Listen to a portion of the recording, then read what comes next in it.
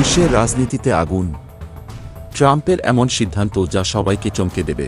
বিশ্ব রাজনীতি এখনও শোরগোল তুলছে। মার্কিন প্রেসিডেন্ট ডোনাল্ড ট্রাম্প এমন এক বিপ্লবী সিদ্ধান্ত নিয়েছেন যা আন্তর্জাতিক সম্পর্কের চিত্র চিরতরে পাল্টে দিতে পারে।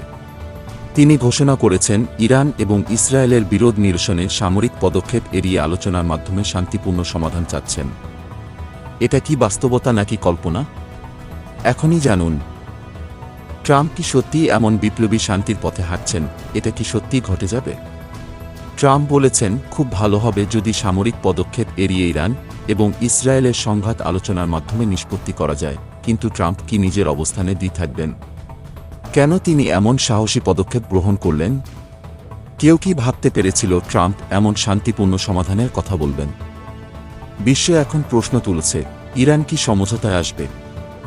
ট্রাম্প নিজের বক্তব্যে আরও জানিয়েছেন, আমি আশা করি ইরান একটি সমঝোতায় পৌঁছাবে। তবে তারা যদি সমঝোতা না করে তাতেও সমস্যা নেই। এই দৃঢ় অবস্থানই কি ট্রাম্পের সামরিক শক্তি বৃদ্ধির ইঙ্গিত দেয়?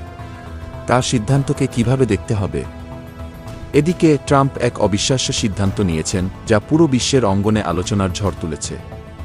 তিনি নির্বাহী আদেশে হুতি বিদ্রোহীদেরকে জঙ্গি সংগঠন হিসেবে অন্তর্ভুক্ত করার সিদ্ধান্ত নিয়েছেন। এর পরিণতি কি হতে চলেছে? এ ঘোষণা ইরানের রোষের কারণ হয়ে দাঁড়াতে পারে। ইরানের তীব্র নিন্দা জানিয়েছে এবং তাদের পররাষ্ট্র মন্ত্রণালয়ের মুখপাত্র ইসমাইল বাঘাই এই সিদ্ধান্তকে ভিত্তিহীন বলে উল্লেখ করেছেন। এটা কি বিশ্বযুদ্ধের দিকে এগিয়ে যাচ্ছে? বিশ্ব রাজনীতি এখন আগুনে পোড়া। ট্রাম্পের এক সিদ্ধান্ত আন্তর্জাতিক সম্পর্কের ভিত কাঁপিয়ে দিয়েছে।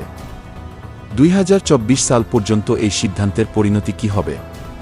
আমরা কি আরেকটি বিপ্লবের সাক্ষী হতে যাচ্ছি?